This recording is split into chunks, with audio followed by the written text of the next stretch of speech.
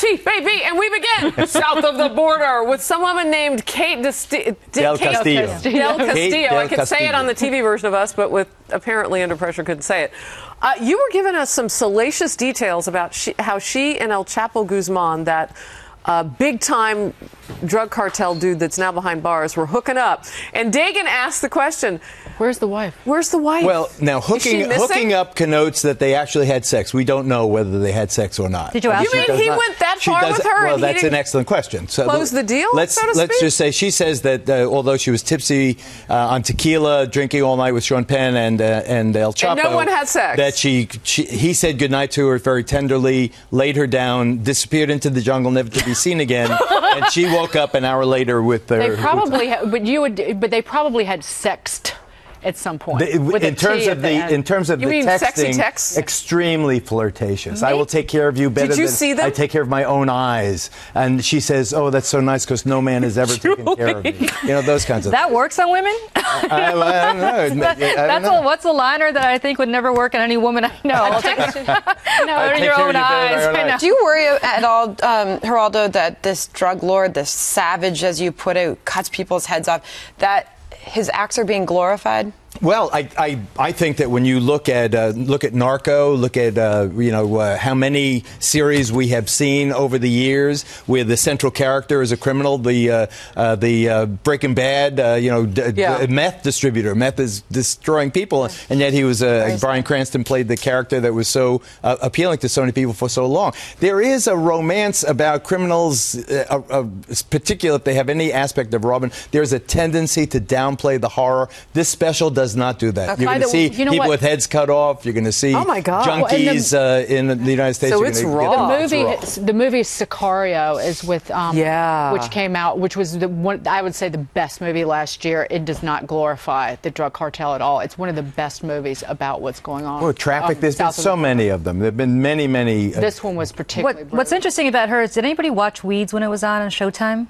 A great show. Yeah. She was on Weeds playing the same character, it seems, that she played in the telenovela. So apparently she's in character quite a bit as a drug. She's looking for a new career now. I think that this whole Beauty and the Beast angle would be a great movie. I think that she should embrace my characterization. But it is my characterization. I'll be clear on that. I saw this affection, and it seemed to me the other people who have explored the fact that Kate Del Castillo rounds up Sean Penn and these couple of movie producers, and they go in pursuit of this world's most wanted man.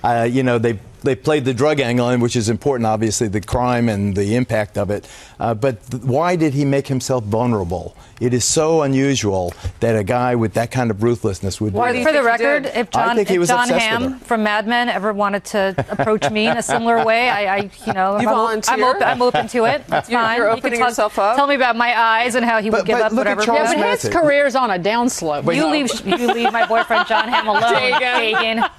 I think very all right, so one of the things that got a lot of attention in social media as we were kind of looking down at our devices. I just locked myself out, so I can't. I know, it was locking me out. We got a lot of people who just suddenly jumped on. Was this idea of, and I want to go back to this one posting, this idea of not calling them felons or convicts when they apply for a job, somebody who's committed, obviously, a felony. That really heated up Twitter. I saw a lot of response from people on that. I understand how people want people to be punished for their crimes, but there is a reality that we have more people incarcerated. Don't we have more people incarcerated than any place but China? Yep. And I think that we have to, at some point, we have to do a soulful re-examination of exactly what we're doing here and whether or not this is the best approach. But we are. Again, they got rid of the box on employee applications. Important. You just had Governor McAuliffe in Virginia give more than 200,000 felons the right to vote. Yes. Oh, magically before the November elections. But more and more, that is the movement in this country. So, but when you get down to language, that's pushing it. All right, so I want to get into the live chat. Old HD says, how about if you were a convicted felon and stayed out of trouble for 45 years since? And then Go G says, not calling a person a felon may be good for their self-esteem, but some businesses require by law to know this information for like a liquor license or child care. Oh, but yes. I think this writer hits on something. Maybe that's what you do. maybe it's like probation or parole after you've done your time. Maybe after a certain time you drop the reference. Oh, in other words, why should it be once a felon, always a felon? I mean, if it was 20 years ago or 10 years ago, and no maybe one came up with that during the show, so thank God for our viewers. Yeah, that's an excellent. All right, so then we'll toggle on to the next thing, which had to do, who would you pick as a VP candidate for Donald Trump? MNPH Oka, I think is how you say it. Oh, no, it's Marcus. Mia Love would be awesome. Strong conservative woman, Maya Love. The soccer player? The football player? No, the congressman from Utah. African American. Mia Hamm. You're talking about Mia Hamm. Mia Hamm. I don't mind Mia's. So what do you think? I don't know her. I mean, I know who she is. Woman, African American. Oh, yeah. I mean, the woman thing helps. The African American thing, I think you can forget about. Utah, I saw a poll where that's in play, but realistically, it's probably not. So she doesn't probably a Republican anyway. She probably doesn't bring anything to him demographically or geographically, but I think picking a woman would be smart. But anybody, when you get, it was the point I was making about Ted Cruz, Marco Rubio, and Nikki Haley. These are people who are in their mid to early 40s. And with somebody that young, you really, if you're going to be the VP, it's like, I would think that you might not have bigger ideas ahead down the road. How important is the decision right now? Because you always hear candidates say the timing of when they pick a VP is usually to fulfill some sort of deficiency that may be going on. Well, I have an opinion about that. What do you think? I don't want to bogart the time here. No, Well, my opinion is I think Trump should name as many. He should name his vice president and as much of the cabinet as he possibly can right now to make people calm down. This is not going to be a crazy person administration. He's going to have Chris Christie is going to be. Have you chatted with him lately? Rudy Giuliani is going to do that job. Chris Christie's. All right, answer Sandra's question. What was your question? Oh, I said, have you chatted with him lately? Sunday morning. Okay. Did he offer you a job? The job he offered, I didn't want. Oh. But I would take White House spokesman. No, not kidding. Really? White House? You no, as White House I couldn't do the paper cut. Plus, I'm on the contract. You did not just say that. Wow. Okay. And then, I mean, we've heard some other names too. Susana Martinez, who's the New Mexico governor. She took a big shot at him, though, at a fundraiser. Yeah, but we were talking about how they all, get all lovey-dovey now because of politics. I mean, now that it's over. Listen, Reagan picked George Bush despite the fact that they were arch rivals, and because he needed this Eastern establishment to make up for the fact that he was a Western reformer. It's a brilliant choice. It was a great choice.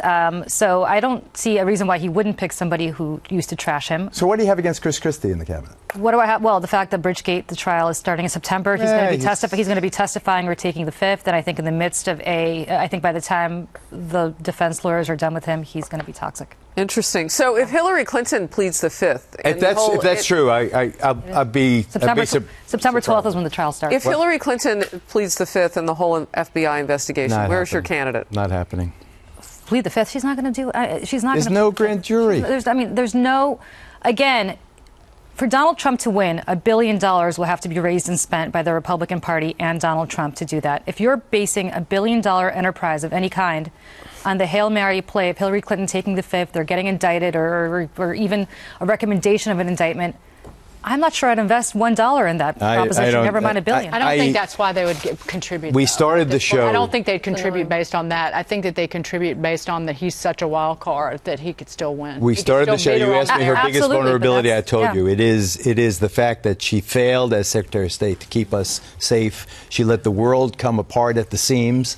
And why in the world we are devoting so much energy to that lame email scandalette when we have a real, provable, culpable, incompetent series of actions that cost us incalculably and will continue to cost us for decades. And to overlook the substance of that failing and go after this other crappy stuff, I think. Can I suggest why? Mistake. Because I don't think he has the chops, the foreign policy chops, to go toe-to-toe with her and explain to people Donald Trump. Yeah, but this is not about Donald Trump. This is about the Republican Party, Dagen. I mean, if that's the truth, if what Geraldo is saying, that Republicans haven't been ferocious enough in terms of legally going after Hillary Clinton with regard, and I think you're suggesting legally there after what's happened in the Middle East. Do you just mean politically? No, I don't. There's no legality involved in that. I'm saying that what kind of world has let me put it a different way. I think Barack Obama is underestimated in terms of domestic policy. I think that the fact he's added jobs, I just say as an aside. But in terms of in terms of the international world, the world we live in, from Tunisia to Libya to Egypt to Syria to Iraq to Iran, that whole band of the world, and then on to Saudi Arabia and Pakistan, that whole part of the world is in many ways at war with the West. We've had a collapse and a clash of civilizations that the Obama administration has allowed to exacerbate. And you think she should wear some of that? Republicans who was Secretary of State? All right, that's going to do it for us. By the way, we could change the term to stupid. Instead of felon. I said honey bunny or snookums. Wow, so you don't want to call somebody who's committed a crime that. Yeah, we're creating like safe words now for people who do crimes, I suppose. Great to have you guys. We'll see you back here tomorrow after the TV version of Us wraps up.